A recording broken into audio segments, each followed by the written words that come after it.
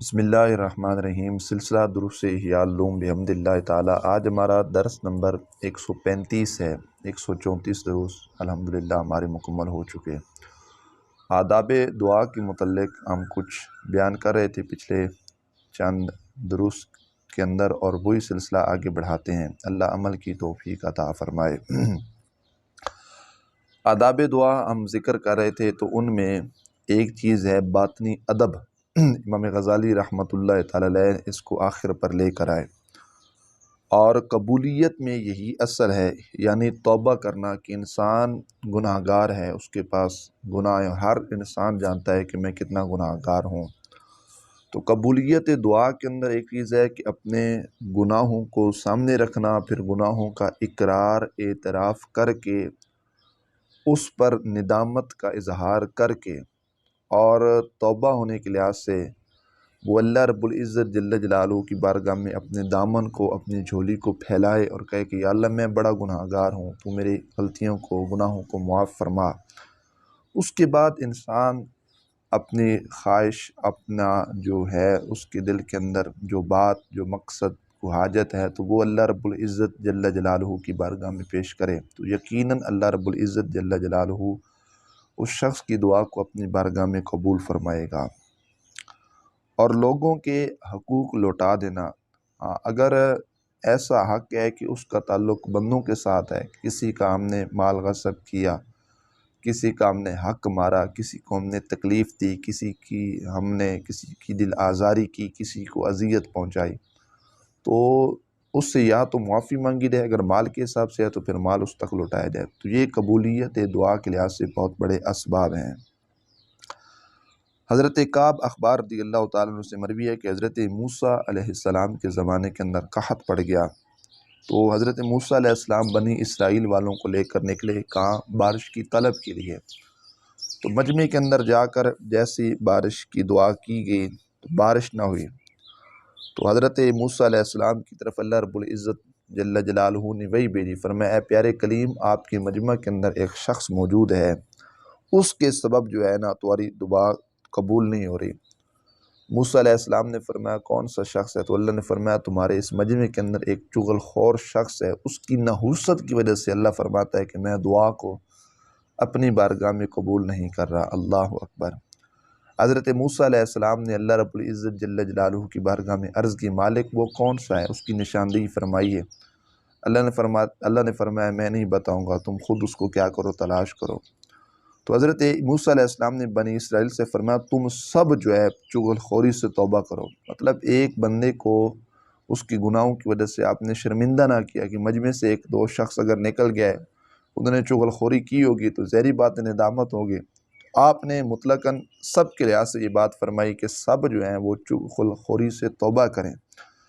جب انہوں نے صدق کے دل کے ساتھ توبہ کی تو اللہ رب العزت جل جلالہ نے ان پر تھما تھم بارش جو ہے وہ نازل فرما دی، نزول رحمت ان پر ہوگی کہ ان لوگوں نے اپنے گناہوں سے سچی توبہ کی۔ تو امام غزالی رحمۃ اللہ تعالی آخر میں آداب دعا کے حوالے سے یہ بات لے کر آئے کہ سچی توبہ یہ ایسی چیز ہے جس کے سبب سے ہماری دعا اللہ رب العزت جل جلالہ کی بارگاہ میں قبول ہوتی ہے۔ بارش نہ ہونے کی صورت میں جو افراد روڈوں پہ کھڑے ہو کر پانی تقسیم کرتے ہیں، اور معاذ اللہ جمعے کا دن ہو تو جمعہ بھی ان لوگوں کا رہ جاتا ہے، تو ایسے بارش نہیں ہوتی، ایسے اللہ راضی نہیں ہوتا، ایسے اللہ مزید ناراض ہوتا ہے۔ اگر چاہتے ہیں نزول رحمت ہو، اللہ کی رحمت کی برسات ہو، تو سچی توبہ کی جائے، صدق کے دل سے اللہ رب العزت جل جلالہ کی بارگاہ میں دعا کی جائے، استغفار کیا جائے، تو یہ وہ تمام چیزیں ہیں جس کی بدولت اللہ رب العزت بارش عطا فرماتا ہے۔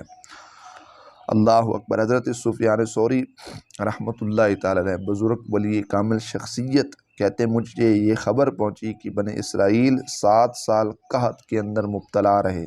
کتنے سال؟ 7 سال قحط کے اندر وہ مبتلا رہے، حتیٰ کہ یہاں تک کہ انہوں نے گند کے ڈھیر کے اوپر سے مردار کھائے۔ اللہ اکبر۔ 7 سال تک قحط رہا اور کتنا وہ گند مردار کھاتے رہے۔ اللہ اکبر۔ اور بچوں کو بھی کھلایا، اور وہ اسی حالت میں کہاں گئے؟ پہاڑوں کی طرف گئے، روتے گئے، گڑ گڑاتے گئے۔ اللہ رب العزت نے ان کے انبیاء علیہم السلام کی طرف وحی بھیجی کہ یہ جو لوگ روتے روتے جا رہے ہیں نا پہاڑوں کی طرف، اللہ نے فرمایا اگر تم پیدل چل کے میرے پاس آؤ حتیٰ کہ تمہارے گھٹنے گھس جائیں، مطلب گھٹنوں کے بال، چل کے نہیں، گھٹنوں کے بال، اس طرح بندہ، بچے نہیں زمین پہ دوڑتے جو ابتدائی حالت میں ہوتے ہیں، کہ اگر تم اپنے گھٹنے زمین پہ لگاؤ اور اس کے بعد تم چل کے آؤ، تمہارے ہاتھ جو ہے وہ آسمان تک پہنچے، اس طرح تم اپنے ہاتھوں کو بلند کرو کہ وہ جو ہاتھ ہیں وہ آسمان تک پہنچ جائیں۔ دعا کرتے کرتے کرتے کرتے تمہاری زبانیں تھک جائیں، اتنی تم دعا کرو، اتنا رو، اتنا تم التجا کرو، اتنی دعائیں مجھ سے کرو، تو میں تم میں سے کسی کے دعا مانگنے پر اس کی دعا کو اللہ فرماتا ہے میں قبول نہیں فرماؤں گا۔ اللہ اکبر، اللہ اکبر۔ اور نہ کسی رونے والے پہ اللہ فرماتا ہے میں ترس کھاؤں گا، یہاں تک کہ تم لوگوں کے لوٹے ہوئے مال واپس کر دو۔ چنانچہ انہوں نے ایسے ہی کیا تو اللہ رب العزت نے ان پر بارش فرما دی۔ تو یہ ہے امام غزالی علیہ الرحمہ نے جو ذکر کیا کہ حقوق العباد کے لحاظ سے، کہ پیسہ اگر ہم نے کسی کا لیا، غصب کیا، کسی کا حق مارا اور کسی کو پیسہ واپس نہ لوٹایا، تو یہ وہ عذاب ہے جس کے سبب اللہ بارش روک لیتا ہے، اللہ رحمتیں روک لیتا ہے۔ کسی کا پیسہ لیا تو اس کو واپس لوٹایا جائے۔ بندے کا حق جب پورا ہوگا تو اللہ رب العزت جل جلالہ کی طرف سے رحمت کا نزول ہوگا۔ صرف پیسے کے حساب سے نہیں، ہر وہ شے جس سے اگلے بندے کو تکلیف، اذیت پہنچے، وہ چاہے ہماری زبان ہی کیوں نہ ہو، چاہے وہ گالی نہ ہو، ہماری زبان سے نکلا وہ سخت کلمہ ہی کیوں نہ ہو، جس کی بدولت اگلے انسان کو تکلیف ہو، تو اس سے بھی ہمیں اس شخص سے معافی مانگنی ہوگی، تب نزول رحمت، تب بارش آئے گی، تب اللہ رب العزت جل جلالہ کی طرف سے فضل و کرم ہوگا۔ تو جب تک یہ چیزیں نہیں ہوں گی اس وقت تک کام نہیں بنے گا۔ حضرت اوزائی رحمۃ اللہ تعالی علیہ، یہ بھی ایک بزرگ ہے حضرت اوزائی، وہ فرماتے ہیں کہ لوگ بارش کے لیے دعا مانگتے نکلے، ان کے درمیان حضرت بلال بن سعد کھڑے ہوئے، اللہ رب العزت جل جلالہ کی حمد و ثنا کی، پھر حاضرین کی جماعت کی طرف انہوں نے اپنا رخ کیا اور فرمایا حضرت اوزائی نے کہ کیا تم لوگ اپنی کوتاہیوں کا، اپنی غلطیوں کا اقرار و اعتراف کرتے ہو؟ تو انہوں نے کہا جی ہاں ہم اقرار کرتے ہیں۔ ظاہری بات ہے جس بندے نے جو گناہ کیا اس کو علم ہے، تو انہوں نے کیا کیا، اقرار کیا، اعتراف کیا اپنی کوتاہیوں کا۔ تو انہوں نے بارگاہ خداوندی میں عرض کیا یا اللہ ہم نے تیرا یہ قول سنا ہے، ما علی المحسنین من سبیل، نیکی کرنے والوں پر کوئی مواخذہ نہیں ہے، کوئی پکڑ نہیں ہے، اور ہم نے اپنے گناہوں کا اقرار کیا، ہم نے اپنے گناہوں کا اعتراف کیا، ہم صدق دل سے یا اللہ تیری بارگاہ میں توبہ استغفار کرتے ہیں، تیری رحمت کی امید رکھتے ہیں، لہٰذا یا اللہ تو ہمیں بخش دے، ہم پر رحم فرما اور ہم پر بارش عطا فرما۔ یہ ساری دعائیں کی گئیں حضرت اوزائی کی سرپرستی کے اندر۔ انہوں نے ہاتھ اٹھائے تو باقی لوگوں نے بھی ہاتھ اٹھائے، تو اللہ رب العزت جل جلالہ نے اپنے فضل و کرم سے ان لوگوں پہ بارش عطا فرما دی۔ تو قبولیت دعا کے اندر یہ چیزیں انتہائی ضروری ہیں، ان کو بھی ملحوظ خاطر رکھنا ہوگا۔ اللہ اکبر۔ پھر ایک روایت میں ہے کہ حضرت عیسیٰ علیہ السلام کہتے ہیں طلب بارش کے لیے جب باہر نکلے تو جب وہ بے چین ہوئے تو حضرت عیسیٰ علیہ السلام نے ان سے فرمایا تم میں سے جس نے جو گناہ کیا ہے وہ واپس چلا جائے۔ اب یہ مجمع کے اندر حضرت عیسیٰ علیہ السلام نے جب بات کی کہ جس نے جو گناہ کیا وہ کیا چلا جائے، واپس چلا جائے، چنانچہ لوگ واپس چلے گئے۔ آپ کے ساتھ جنگل میں صرف ایک آدمی رہ گیا، اللہ اکبر، سارے لوگ واپس چلے گئے، ایک آدمی عیسیٰ علیہ السلام کے ساتھ جب رہا۔ حضرت عیسیٰ علیہ السلام نے پوچھا بندہ مومن تو نے گناہ کوئی نہیں کیا کیا؟ تیرے نامہ اعمال کے اندر کوئی گناہ بھی نہیں ہے، سارے نے کیا ہے؟ تو اس نے کہا اللہ رب العزت کی قسم میں نہیں جانتا، مجھے کچھ معلوم نہیں، البتہ ایک دن میں نماز پڑھ رہا تھا تو میرے قریب سے ایک عورت گزری، میں نے اسے اپنی اس آنکھ کے ساتھ دیکھا، وہ عورت چلی گئی، میری آنکھوں سے غائب ہو گئی، تو جب وہ چلی گئی تو میں نے انگلی ڈال کر اپنی آنکھ کو نکال ڈالا، اللہ اکبر اللہ اکبر، انگلی ڈال کر اپنی آنکھ کو نکال ڈالا کہ یہ آنکھ اس عورت پر کیوں پڑی ہے، اور اس کے پیچھے وہ نے اپنی آنکھ پھینک دی۔ کہ ایسی آنکھ جو آنکھ نامحرم عورت کو دیکھ لے، نامحرم عورت کو دیکھ لے، میرا اس کے ساتھ کوئی تعلق نہیں ہے۔ حضرت عیسیٰ علیہ السلام نے اس سے فرمایا تو اللہ رب العزت سے دعا مانگ، یقیناً اللہ رب العزت تیری دعا قبول فرمائے گا،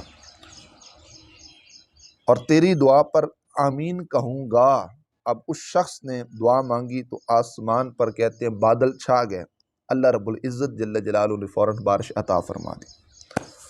تو یہ ایک چیز ہے کہ انسان صدق کے دل کے ساتھ، پکے دل کے ساتھ اللہ رب العزت جل جلالہ کی بارگاہ میں اگر توبہ کرے، استغفار کرے اور اللہ رب العزت سے کامل رحمت کی امید رکھے تو اللہ ضرور دعا قبول فرمائے گا۔ یہ نہیں کہ اب لوگوں کا مال بھی کھا لی اور پھر مسجد میں آ کر دعائیں مانگنا شروع کر دے، یہ نہیں کہ گناہ بھی کر لی اور ساتھ دعا مانگنا بھی شروع کر دے۔ تو ٹھیک ہے، جب تک ہے اللہ رب العزت جل جلالہ کی ذات تک کا تعلق، جو حقوق اس کی ذات کے ساتھ ہے تو وہ تو معاف کرنے پر قادر ہے، چاہے تو معاف کرے چاہے تو پکڑ لے۔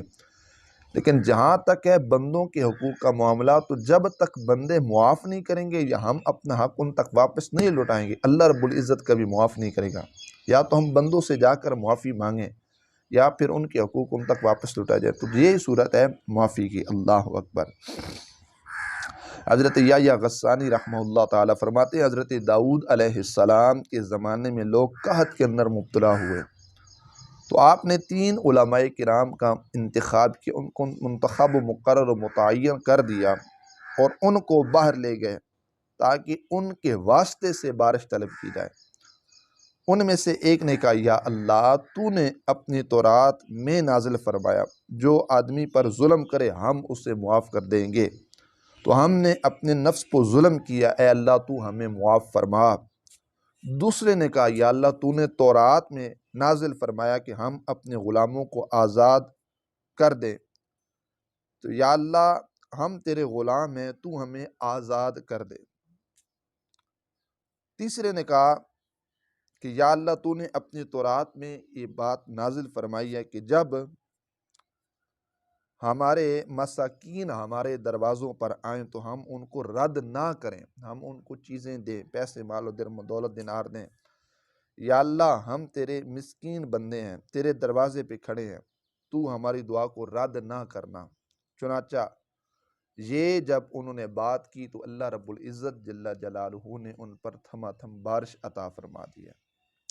اور ایک عام چیز جس کو آپ نے سکول کی کتابوں میں بھی پڑھا، حدیث پاک میں بھی آتا ہے کہ بنی اسرائیل کے وہ 3 لوگ جو ایک غار کے اندر گئے اور اس کا ایک اندھاری جو ہے نا تیز ہوا کی صورت میں، اندھیری کی صورت میں ایک جو ہے نا پتھر اوپر سے لڑکا اور دروازہ جو ہے وہ غار کا بند ہو گیا۔ اب جو 3 لوگ اندر تھے انہوں نے جو دعا کی نا کہ یا اللہ اس پتھر کو دور کر دے اور غار کا منہ کھول دے، تو ان 3 لوگوں نے اپنی زندگی میں ہونے والے نامہ اعمال کا توسل وسیلہ اللہ رب العزت جل جلالہ کی بارگاہ کے اندر پیش کیا۔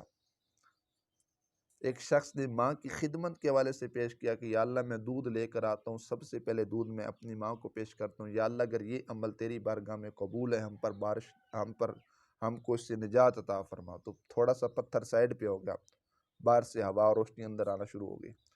ایک شخص نے حیا کا واسطہ اللہ کی بارگاہ میں دیا، یا اللہ ایک عورت مجھ سے پیسے مانگنے آئی، خواہش نفس اور شیطان نے مجبور کیا میں اس کے ساتھ زنا کروں، بدکاری کروں، یا اللہ تیرے خوف کی وجہ سے میں اس گناہ سے، خواہش نفس سے، زنا سے محفوظ رہا، یا اللہ اگر یہ میرا عمل خوف خدا والا، میرے حیا کا عمل تیری بارگاہ میں قبول ہے، یا اللہ بارش عطا فرما۔ اور ایک شخص جس نے مزدور کی اجرت کے لحاظ سے، جب ایک مزدور اس کے پاس کام کر رہا تھا تو رات اسی دن کی مزدوری سے پہلے وہ شخص چلا گیا، تو اسی پیسوں میں سے ایک شخص نے ایک جانور کو خریدا، پھر اس سے پورا ریوڑ بن گیا۔ ایک عرصے بعد جب مزدور اس سے پیسے مانگنے آیا تو اس مالک نے کہا کہ تیری ایک مزدوری سے میں نے پورا ایک ریوڑ بنایا ہے، میں نے ایک جانور خریدا، اس سے نسل در نسل پھر جانور چل پڑے، تو لہٰذا اگر تو نے مزدوری لینی ہے تو پھر یہ سارے ریوڑ لے کر جا، یہ سارے ریوڑ تیرے مال کا صدقہ ہے۔ تو یا اللہ اگر یہ میرا عمل تیری بارگاہ میں قبول ہے، یا اللہ اس غار سے ہم کو نجات عطا فرما۔ تو اللہ رب العزت جل جلالہ نے ان لوگوں کی دعا اپنی بارگاہ میں قبول کی اور غار کا منہ بالکل کھل جاتا ہے، وہ پتھر سائڈ پہ ہو جاتا ہے، وہ تین لوگ اللہ رب العزت جل جلالہ کا شکر ادا کرتے ہوئے غار سے نکل جاتے ہیں۔ ایک توسل ہے اللہ کے پاک بندوں کا وسیلہ، اور بالخصوص امام الانبیاء صلی اللہ علیہ وآلہ وسلم کا وسیلہ اللہ کی بارگاہ میں دینا، یا اللہ رسول اللہ علیہ السلام کے واسطے ہماری دعا قبول فرما۔